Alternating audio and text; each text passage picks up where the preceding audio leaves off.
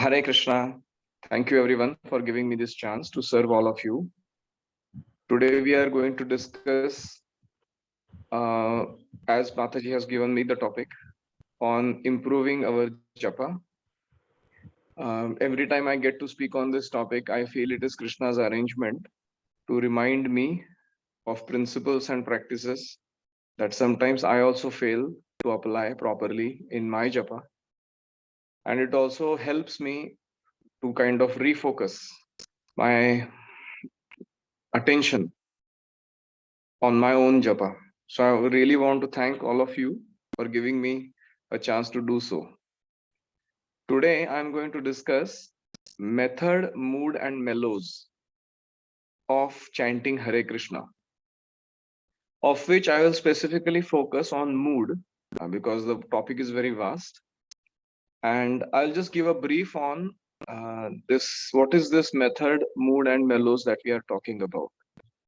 So method refers to the details of the physical setting, the environment, the bodily posture, the pronunciation, clarity, not eating up words while we chant Mahamantra. And it also deals with sleeping early the day before, taking light dinner, waking up early in the morning, having a proper prayerful Mangalarti morning program. So many such things. They all come under method. And we have heard many of those details earlier.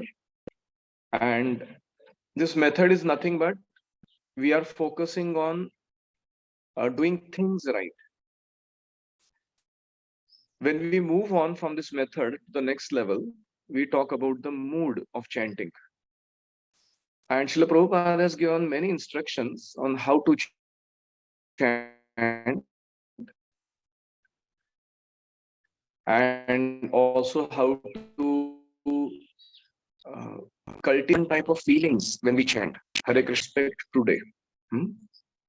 So I'll come back to this again. I'll continue to the mellows part. The mellows refers to the experience we have while chanting, uh, where we are experiencing Krishna's presence in our chanting, and we are able to relish both the holy name as well as the presence of Krishna we are experiencing through it. In fact, holy name is not different from Krishna. Now, this topic is little elevated. It's like a prayojana of chanting, the end conclusion of chanting. At least I'm not there yet. And that's why I'm not going to focus on what the mellows stands for. So it's something like Sambandha Abhidheya Prayojana of chanting. So we do the physical things right, then we do the heart settings right, and then we work on actually experiencing the right type of rasa in our chanting. So coming back to mood, I would like to begin by reciting a verse of our great Acharya Srila Rupa Goswami. You might know this verse, and in case you know it, you recite along with me. Tunde tandavinim ratim vitanute tundavali labdhaye karnakroda kadambini ghatayate karnarbudebhya spruham chetah prangana sangini vijayate sarvendriyana kritim no jane janita ki yadbhiramrutai krishneti varnadvai. Srila Rupa Goswami is saying that I do not know how much pleasure these two syllables Krishna have produced. When I chant the holy name, it gives such relish on my tongue that I desire millions of tongues. When I then hear the holy name, as the holy name enters into my ears, I feel, I desire that I should have millions of ears so that I can hear properly and relish this Mahamantra.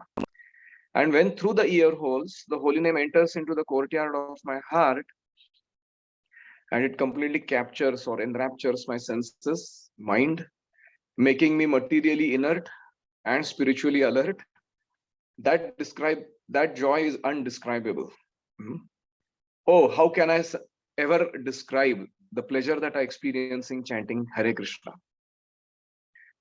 So when I first time read this verse, I was blown away. I thought, if this Acharya is talking about such an experience, simply by sitting in one place without any extraneous arrangements, without having to worry about any other processes of karma, jnana, yoga, if one can attain transcendental happiness, just by the touch of the lips, and the tongue to the sound vibration of the holy name, I'm surely for it, that I would like to relish this in my life.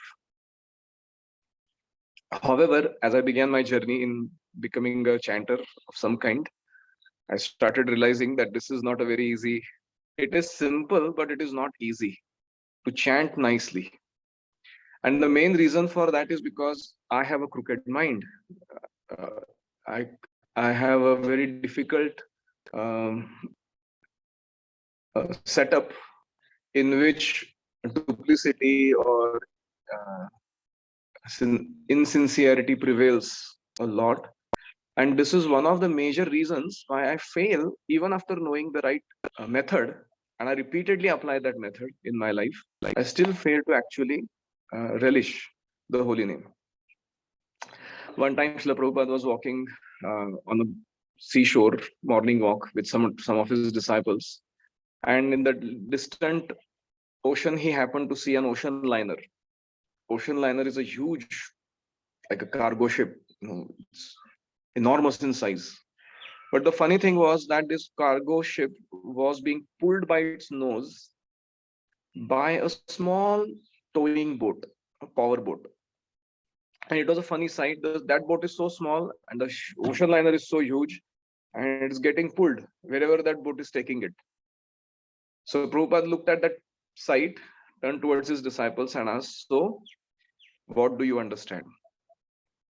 So everyone was wondering, what's the Bhaktivedanta purport here?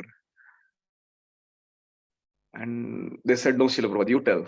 Prabhupada again said, "The small boat taking such a huge ocean liner along with it. Why?" Everybody said, "No, we don't know."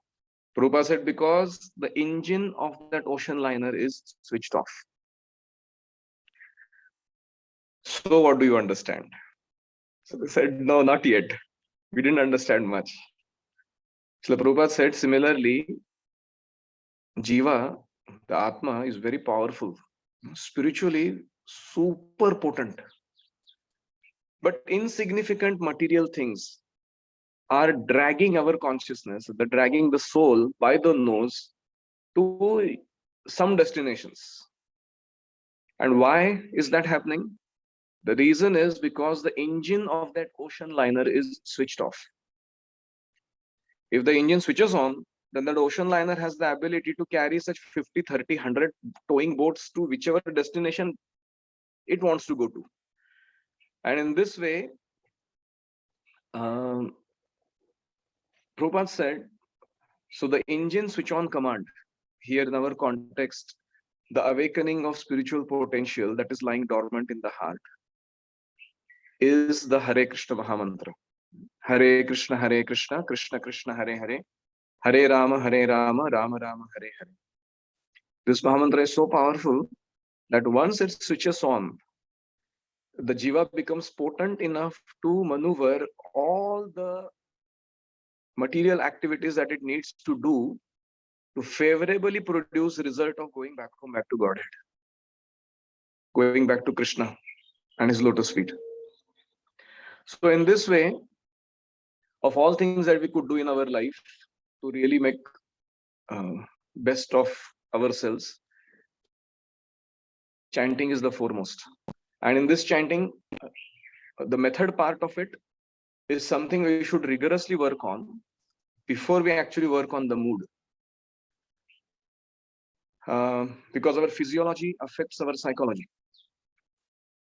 So today, on the topic of mood, I would like to offer humbly, at the service of all Vaishnavas, this acronym called Harinam, Harinam, which is having 7 different moods that Srila Prabhupada gave us that we can cultivate while chanting.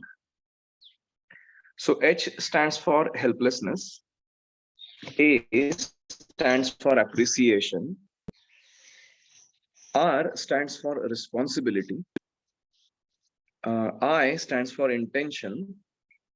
N stands for need. A stands for alignment. And M stands for mercy. So I don't have much time on my plate today.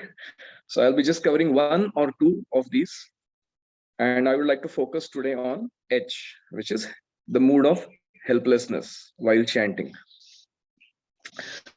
So we have seen that in the course of chanting, we are in the course of not just chanting, we are in the course of practicing spiritual life itself. There are situations after situations that make us feel helpless. There are sufficient feel helpless, both internally and externally. Now, internally, how we have many bad samskaras, we have unwanted drives and habits, we have negative thinking. It is said that 92% of our thoughts are useless and repetitive. Can you imagine?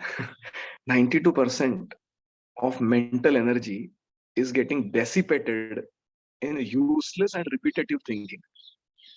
8% some useful thoughts we have in a day. So we are quite helpless against the internal ecology of the mind and the heart. We are nicely battered by them. So internally we are helpless, and externally also we are helpless in this material world. Material world is designed for making jiva feel helplessness. People, situations, allurements against which we have to deal with, they really make us feel helpless at some point of time or the other. So the material world is designed to send us back to spiritual world, just like jail is meant to reform criminals and restore them back into society of good citizens. So this material world also, Maya has made sufficient arrangements for our reformation and punishment through the adhyatmic,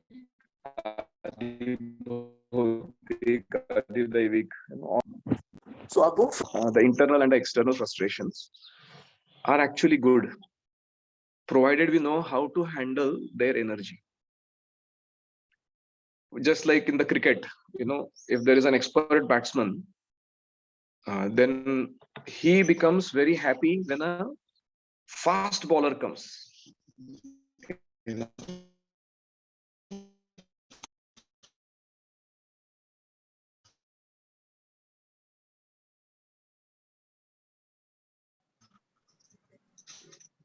Prabhuji, we've lost you. We can't hear you. It is said that generally, a new then he basically Hare Krishna. We lost you in between, Prabhuji. After the fast bowler thing, we didn't hear. Oh, okay. I said if there is a new batsman who has not been a seasoned cricket player, then he fears coming across a fast bowler because he fears that I may lose my teeth or head, get some head injury. But when an expert batsman comes, he's happy having a fast bowler because he knows the ball is already coming with such a speed. All that we need to do is to give it direction. Without much effort, the right hit, the ball goes for a 4 or a 6. Similarly, a devotee who has taken shelter of a bona fide spiritual master has sufficiently heard from him, Shruta Sambrutaya Chiram, and who has nicely practiced his sadhana bhakti, becomes expert at handling the situations that Maya is hurling at him. Internal challenges as well as external challenges, he turns them into opportunity to call out to the Lord helplessly. I'll repeat that statement. Internal and external challenges that are thrown at him by Maya, he expertly transforms them to call out to the Lord helplessly. And in this way, he increases his sense of non-belongingness to material world, and he increases his sense of belongingness to the spiritual world through the chanting, through that situation that is coming in his life, making him helpless. So we have often heard Srila Prabhupada give this instruction that one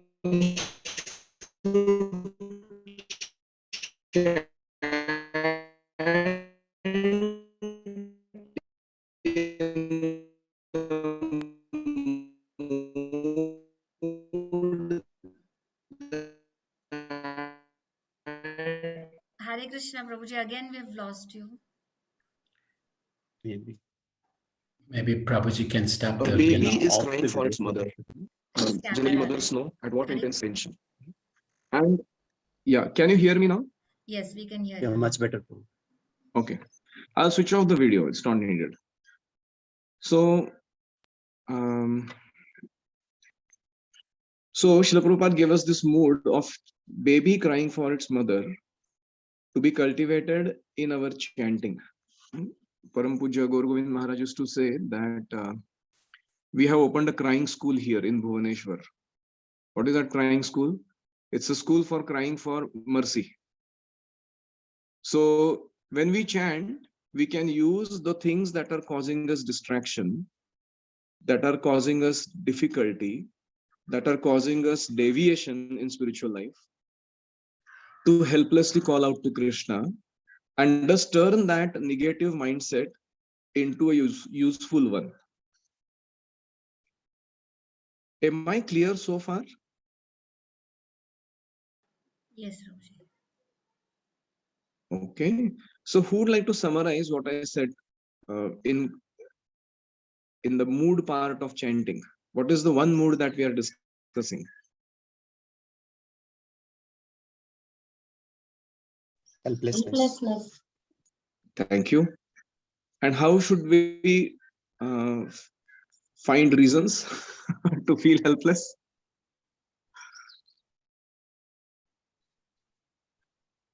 Umpteen external and external reasons, so you just need to direct them to call out. Correct. There are umpteen reasons internally and externally.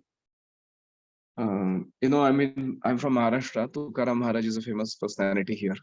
He says in one of his abhangas, रात्रंदिना आम्हा युद्धाचा प्रसंग आंतरबाह्य जग आणि मन. He is saying that day and night I'm on a warfield. Internally with my mind and senses, externally with the opposing elements that are disturbing my Krishna consciousness. So there is no reason not to feel helpless. And we have to use that helplessness not to become cynical, negative, suicidal, but rather to take shelter of the holy name.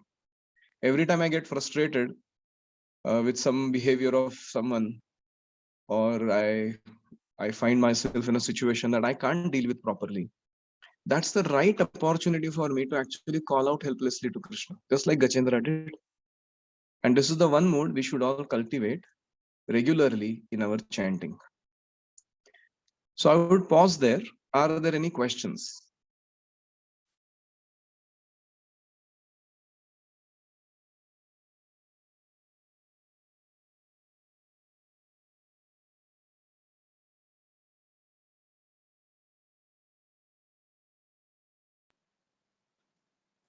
Can you hear me? Yes, Prabhuji. Request devotees to kindly either raise their hands or unmute themselves and please ask questions if you have any.